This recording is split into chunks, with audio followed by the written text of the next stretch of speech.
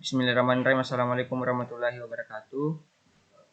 Waalaikumsalam warahmatullahi wabarakatuh. Alhamdulillah, puji syukur atas kehadirat Allah Subhanahu wa taala yang telah memberikan kita nikmat dan karunia-Nya sehingga kelompok kami bisa dapat mempresentasikan jenis-jenis sistem informasi dan contohnya. Dan selanjutnya salawat serta salam semoga tercurahkan kepada baginda Nabi Muhammad SAW, Nabi yang telah membawa kita di zaman jahiliyah menuju zaman peradaban ini. Baik, pertama-tama perkenalkan, nama saya Amdi Aya dan adapun teman saya yakni Rapi Ramadan Andi Arif Putra. Baik, pertama-tama saya akan mempresentasikan hasil kelompok kami yaitu jenis-jenis sistem informasi dan contohnya.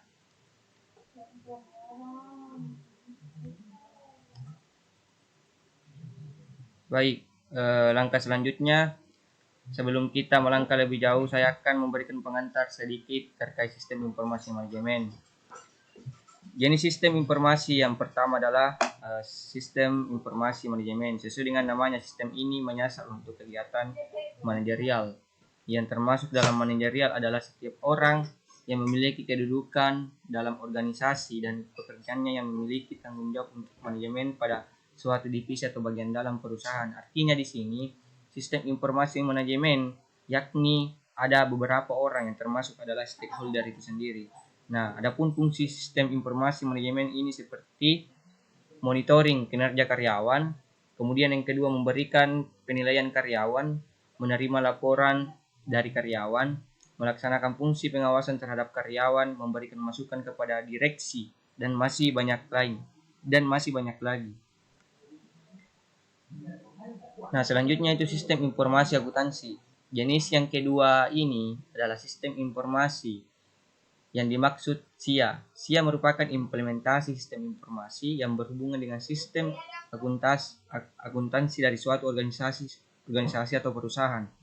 Nah, dengan adanya sistem informasi akuntansi ini akan membantu tugas seorang akuntan untuk melakukan audit kondisi keuangan perusahaan. Artinya di sini akuntansi itu perlu digarisbawahi bahwa ada juga dengan dasar-dasarnya manajemen.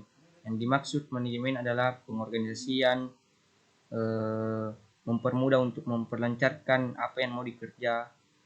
Nah, dan masih banyak lagi. Nah, yang kemudian sistem informasi keuangan. Sistem informasi keuangan merupakan sistem informasi yang berada di bawah manajemen dengan fungsi untuk mengatur keuangan itu sendiri. Nah, contohnya yang di bawah ini adalah untuk mencatat semua transaksi keuangan dalam waktu tertentu, dapat diintegrasikan dengan sistem informasi akuntansi sebagai audit dan cross-check terhadap pemasukan dari pengeluaran bisnis, membantu dalam perhitungan pajak, dan terakhir itu mempercepat auditor dalam melakukan audit keuangan perusahaan. Baik, saya alihkan lagi kepada teman kelompok saya untuk mempresentasikan presentasinya.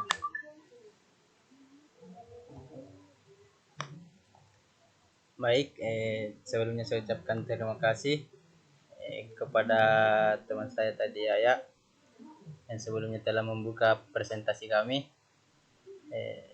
Langsung saja, selanjutnya yaitu sistem informasi manufaktur.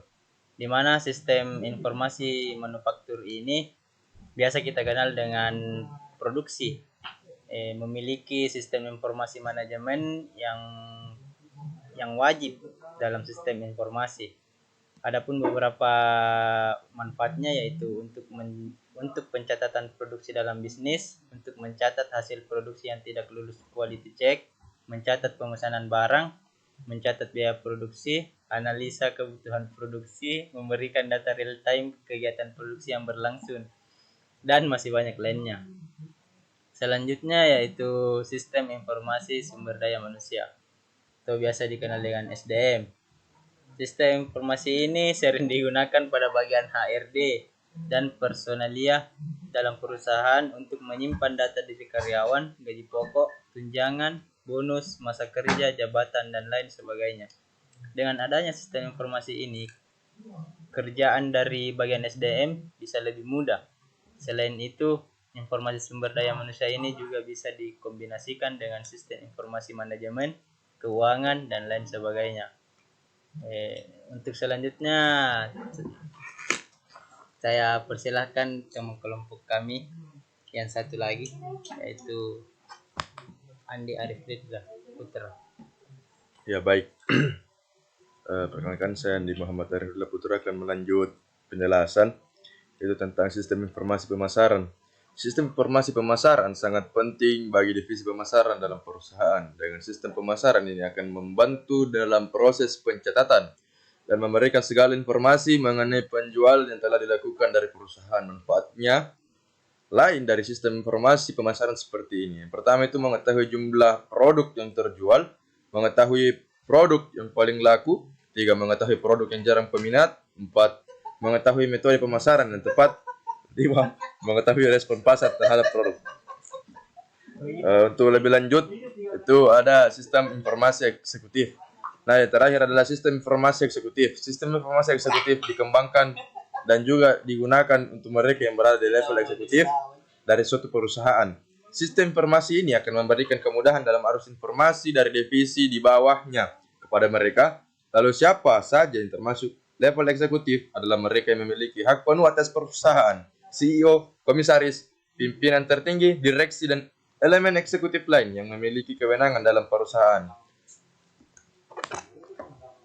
Baik, itulah tadi presentasi dari teman-teman kelompok kami, yakni Andi Arif dan Raffi Ramadan. Nah, mungkin itu dari kelompok kami. Saya tutup. Apabila ada tutur perkataan yang berkenan di hati teman-teman yang menonton ini, mohon maaf. Saya selaku moderator mohon maaf, mohon ampun jika ada kekurangan selama acara ini berlangsung. Presentasi ini berlangsung. Billahi taufiq wal hidayah. Wassalamualaikum warahmatullahi wabarakatuh.